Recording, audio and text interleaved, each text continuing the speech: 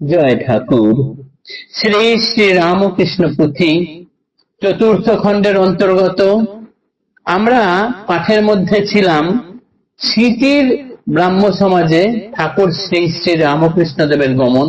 এই অংশটিতে এই অংশটির প্রথম দুদিন পাঠ করেছি আমরা, ত্রিপদ ছন্দে পাঠ হয়েছে। সেখানে আমরা দেখেছি ঠাকুর হরিনাম সংকীর্তনের মাহাত্ম্যের কথা বর্ণনা করছেন। আজ আমরা এই অধ্যায়টির তৃতীয় দিন পাঠ করব। পর্ব 648, পৃষ্ঠা সংখ্যা 422-এর শেষ অংশ থেকে 423-এর প্রথম সামান্য অংশ পর্যন্ত। এর আগের দিনের পাঠে আমরা দেখেছি হরিনাম সংকীর্তনের মাহাত্ম্য বর্ণনা করতে গিয়ে ঠাকুর বলেছেন, নামের মাহাত্ম্য রাশি চৈতন্য জানেন বেশি, বলিতেন প্রচারের কালে। হরিনাম যেই জন মুখে করে উচ্চারণ, সময়ে তাহার ফল ফলে। হরিনাম যিনি মুখে উচ্চারণ করবেন, সময়ে তার ফল ফলবেই। বীজ তোলা ছিল ঘরে, তাহার অনেক পরে ভূমিষ্যাৎ হইলে ভবন পেয়ে উপযুক্ত স্থল, খাঁটি মাটি তাপ জল বীজ করে অঙ্কুরোৎপম। যদি ঘরে বীজ তোলা থাকে, সেটি বহুদিন পরে ঘর ধূলিসাৎ হয়ে গেলে তারপরেও যদি সেই বীজ মাটিতে পড়ে এবং জল বায়ু পায়, তখন সেটি উত্তম হয়, অঙ্কুরোদ্গম হয়। পরে বৃক্ষে পরিণত, শাখা প্রশাখাদি কত, অতুল্য মুকুল সহ ফল। হরিনামে কেন হয় সদ্য অঙ্কুর যদিও নয়, কালে ফলে না হয় বিফল। ঠিক যেমন ওই গাছটি অনেকদিন পরে হলো, ঠিক সেরকম হরিনাম যদি কোনো জীব করে থাকেন, সেটি যদি সদ্য সদ্য নাও হয়, কালে যখন হোক তার ফল ফলবেই, এটি বিফলে যাবার নয়। এই অংশ আমরা এর আগের দিন পাঠ করেছিলাম। তারপর আজ পাঠ করছি।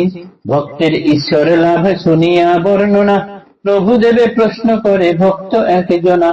এইবার এই হরিনাম সংকীর্তনের বর্ণনা বা ঈশ্বর লাভের বর্ণনা শুনে কোন একজন ভক্ত ঠাকুরকে প্রশ্ন করলেন। সুমধুর শ্রীবচনে বিমুগ্ধ অন্তর, সাকার কি নিরাকার পরম ঈশ্বর। ঠাকুরকে জিজ্ঞাসা করছেন, ঈশ্বর সাকার না নিরাকার? উত্তরে বচন প্রভু কন্তার প্রতি, অপরূপ ঈশ্বরের নাহি হয় ইতি। জ্ঞানী যারা যাহাদের প্রকৃত জ্ঞান, আমিও জগতে মিথ্যা স্বপ্নের সমান। জ্ঞান যেথা কিছু নাই একা ব্রহ্ম বিনে, ভগবান নিরাকার হন সেইখানে। যেথা ভক্তে জানে আমি বস্তু স্বতন্ত্র, পৃথক জগৎ এই বিশ্ব চরাচর। সর্বশক্তিমান সেথা ভক্তের জীবন, সাকার হইয়া ভক্তে দেন দর্শন।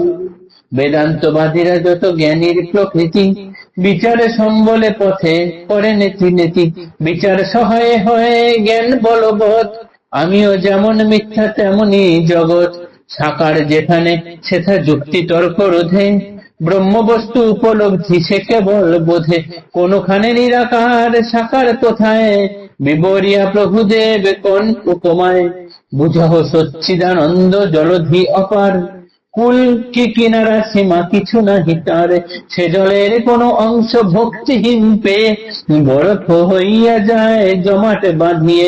জমাট বরফ খণ্ড সাকার ধারণ, ভক্তজন গণে যাহা করে দর্শন।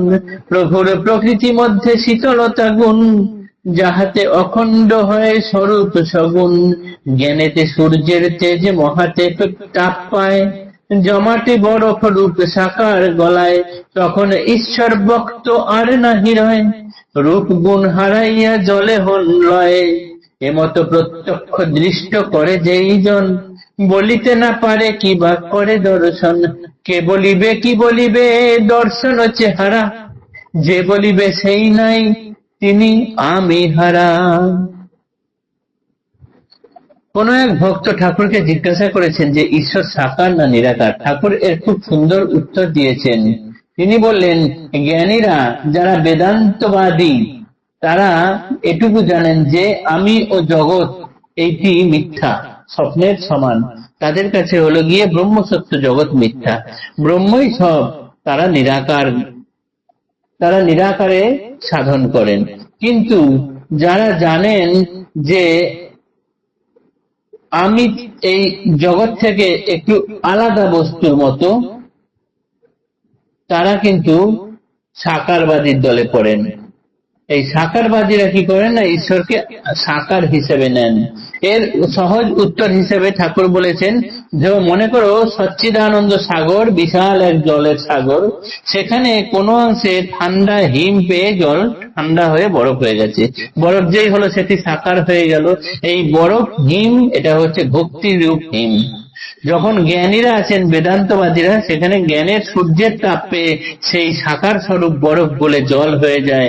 যখনই জল হয়ে গেল তখন সেটি নিরাকার হয়ে গেল।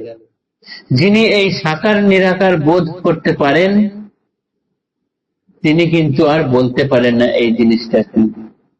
তাই সাকার ব্রহ্ম বস্তু বোধে ধরা দেয়, যুক্তির মধ্যে তারা এটা নিয়ে বিচার করে তারপরে জানান। আর যিনি এই সাকার নিরাকার প্রত্যক্ষ দর্শন করেন, যার ব্রহ্মবোধ হয়, তিনি আর কোনো কিছু বলতে পারেন না। কেননা কে বলিবে, কি বলিবে দর্শন চেহারা, যে বলিবে সেই নাই, তিনি আমি হারা। যিনি এসবের বর্ণনা দেবেন, তিনি তো সেই সচ্চিদানন্দ সাগরেই ডুবে গিয়েছেন, মিলে গিয়েছেন, একাকার হয়ে গিয়েছেন। তাই ফিরে আসারই তো কেউ নেই, কে বলবে। আজকের পাঠ এতটুকুই রইল, আগামী দিনে এর পরের অংশ পাঠ করব। জয় ঠাকুর, নমস্কার।